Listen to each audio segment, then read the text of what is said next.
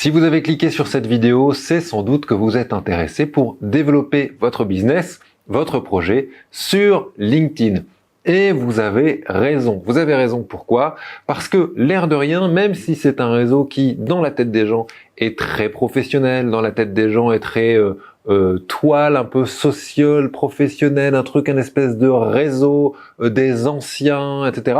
Eh bien oui, il y a cette partie-là. Mais ça reste aussi un outil sur lequel on peut aller chercher de la nouveauté, des nouveaux contacts et surtout des clients. Pour être précis, nous les mentors, chez Live Mentor, on a plusieurs personnes qu'on accompagne qui font tout leur chiffre d'affaires ou alors quasiment tout leur chiffre d'affaires sur LinkedIn. Donc oui, il y a ce côté un peu réseau à l'ancienne, mais dessus, on peut trouver des nouveaux clients et on peut faire du chiffre d'affaires sur cet outil-là.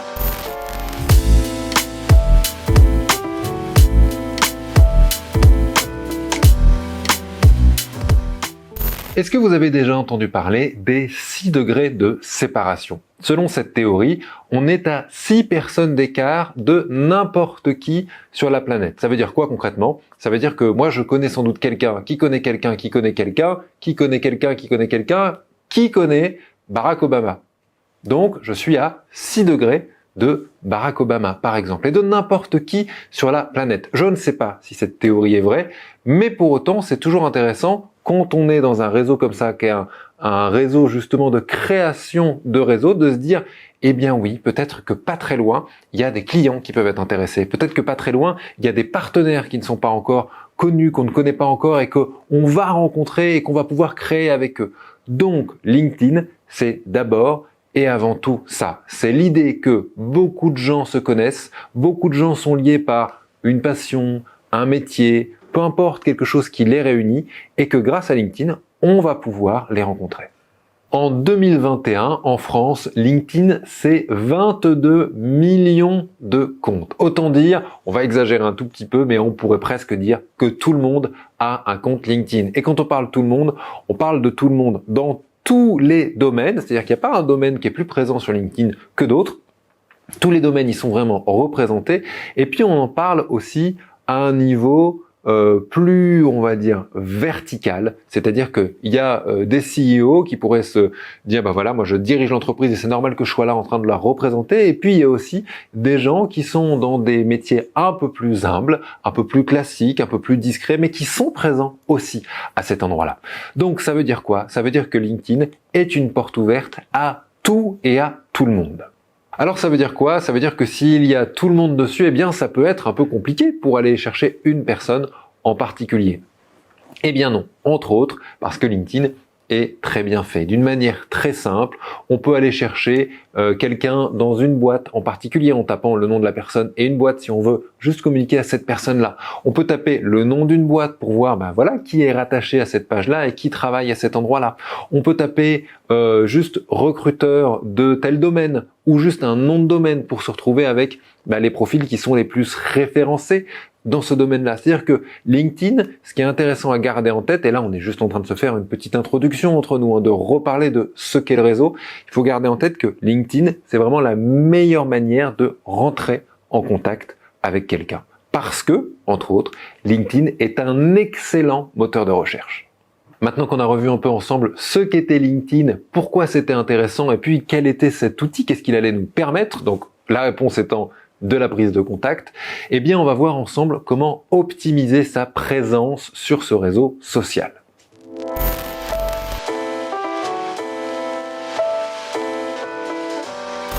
L'étape numéro 1, je vais un peu avoir l'impression d'ouvrir des portes ouvertes pour ceux qui sont déjà sur LinkedIn, mais on va quand même le dire, c'est d'avoir une photo et une bannière. N'oubliez pas, quand on regarde un profil, on voit ça. Quand on voit le profil d'une personne, on voit sa photo, mais on voit aussi une bannière qui est là un peu pour illustrer cette espèce de CV numérique qui est LinkedIn.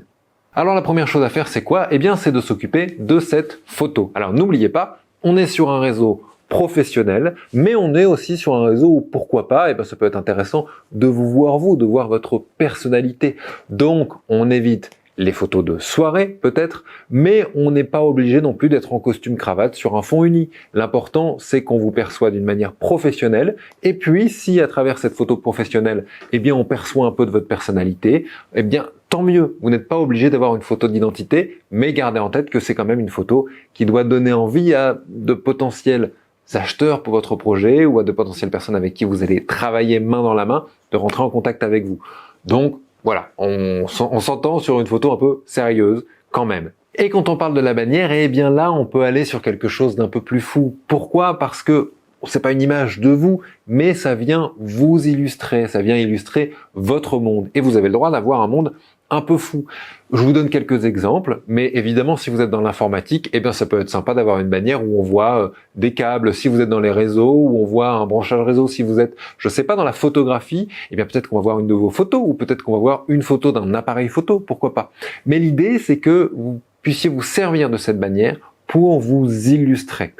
Donc, allez chercher sur des banques d'images gratuites une image que vous pouvez utiliser. Et puis, si vous avez envie d'utiliser du texte, si vous avez envie de mettre des logos particuliers sur cette bannière, eh bien, n'hésitez pas, on en parle souvent dans les vidéos, c'est un outil qui est génial. Je vous invite à aller créer un compte sur canva.com, qui est un outil où vous pouvez créer des images, où vous pouvez créer du texte, etc., gratuitement. Donc, n'hésitez pas à aller y faire un tour. En tout cas, gardez bien en tête, on met une image pour la bannière et on met une photo. Ça peut paraître bête, mais il y a énormément de comptes qui n'ont ni l'un ni l'autre. Et il faut avouer que entre un compte où on voit la personne, où on peut la sentir, et un compte où on ne sait pas à qui on a affaire, si je devais choisir l'un des deux pour envoyer un message, pour par exemple dire j'adore ce que vous faites, j'aimerais bien qu'on travaille ensemble, sur deux personnes qui font à peu près la même chose, je pense que je choisirais celle qui a la photo.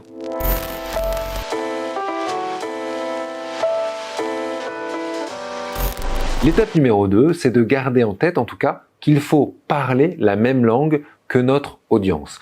On pourrait vous dire, par exemple, si vous êtes dans un milieu technique, de ne pas utiliser des jargons techniques, de ne pas balancer des choses comme ça que personne ne connaît. C'est vrai et c'est faux. Ça dépend de votre audience. C'est-à-dire que si vous avez envie d'être un expert sur un domaine technique très particulier, eh bien pourquoi pas utiliser un jargon très particulier. Mais si en même temps, même si vous êtes expert, vous avez plutôt envie de vous poser comme quelqu'un qui est capable d'expliquer, comme quelqu'un qui sera capable d'accompagner un profane à quelque chose de très très technique, eh bien là, n'hésitez pas, au lieu d'utiliser tout ce côté jargonneux, eh bien utilisez plutôt des mots simples, utilisez quelque chose qui parle, utilisez quelque chose qui est compréhensible. Donc, c'est un conseil plus que quelque chose à faire, mais conseil pour tout ce que vous allez écrire, que ce soit votre CV, que ce soit vos posts, que ce soit votre interaction avec d'autres posts qui ont pu être publiés par des contacts. Réfléchissez à la langue, réfléchissez au langage, réfléchissez à la manière dont vous avez envie de rentrer en contact avec quelqu'un.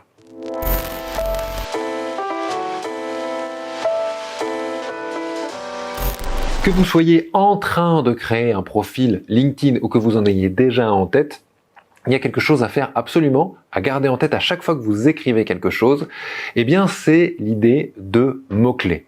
Quand je vous dis à chaque fois que vous écrivez quelque chose, je parle plutôt de votre profil, de votre CV un peu numérique.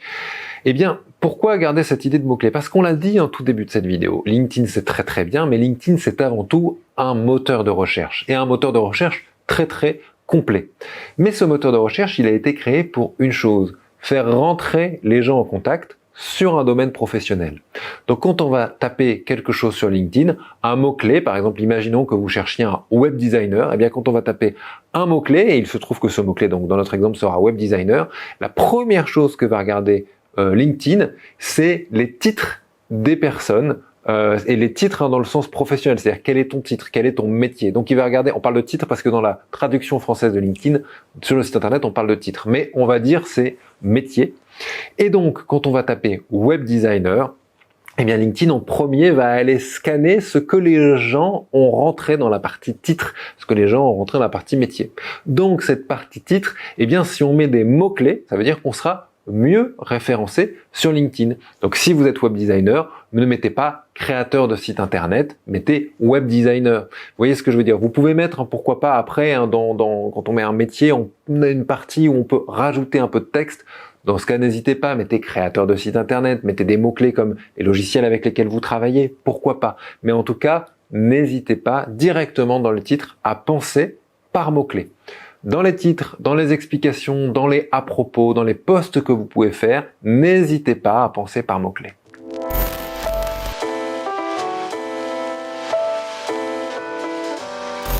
Sur LinkedIn, il y a plusieurs parties qui sont liées à votre profil, plusieurs parties que vous pouvez aller remplir.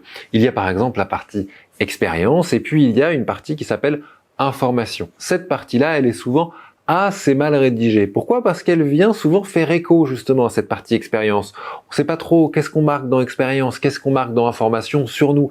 Comme on est sur un réseau professionnel, on a envie de parler de notre côté professionnel, mais en même temps, on en a déjà parlé dans la partie expérience. Donc cet endroit-là, cette partie information, elle est souvent assez mal rédigée. Ce qu'on a envie de vous proposer chez Live Mentor, c'est que vous puissiez utiliser cette partie information pour parler de vous. De vous évidemment dans ce milieu professionnel, mais pour parler de vous. En gros, on pourrait parler dans la partie expérience de voilà ce que je sais faire, voilà ce que j'ai traversé professionnellement pour arriver là, voilà quelles sont mes expériences. Et dans la partie information, ce serait plutôt voilà pourquoi je le fais, voilà pourquoi je continue à le faire, voilà pourquoi mon produit me semble important. Et vous comprenez que on parle de la même chose, on est dans une bulle professionnelle, mais pas sous le même axe. Il y a vraiment quelque chose de technique, d'expérience d'un côté, et de l'autre côté, c'est vraiment dans la formation quelque chose de la découverte. Voilà pourquoi je fais ça, voilà quelles sont mes valeurs. Donc, tout petit conseil, mais important quand même, utilisez cette partie information pour parler de vous. On en parle souvent dans d'autres vidéos. Si vous avez traîné un peu sur YouTube de Live Mentor, moi je suis très sensible à ressentir la personne dans les mots, dans les images, à ce que on lise quelques phrases et puis on se dit ah mais j'aime bien cette personne, ou alors ah mais celle-là j'ai pas envie de travailler avec. Eh bien la partie information c'est ça, c'est parler de vous profondément pour qu'on comprenne qui vous êtes.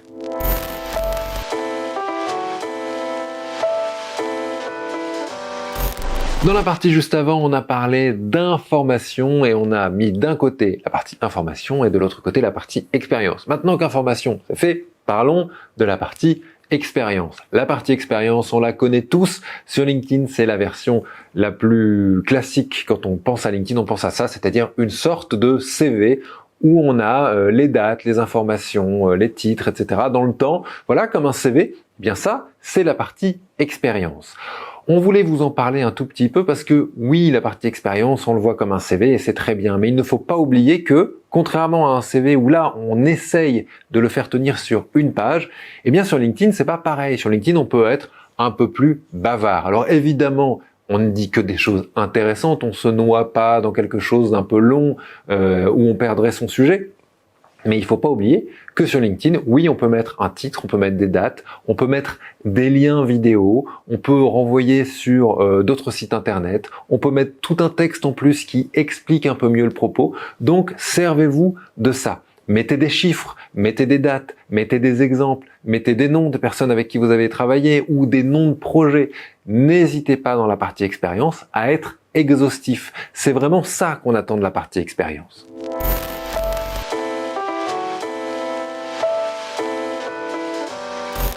La sixième étape pour avoir toutes les billes de son côté pour travailler son réseau sur LinkedIn, eh bien, c'est d'avoir des recommandations. Sur LinkedIn, vous pouvez demander des recommandations aux personnes avec qui vous avez travaillé par le passé, aux personnes avec qui vous travaillez maintenant.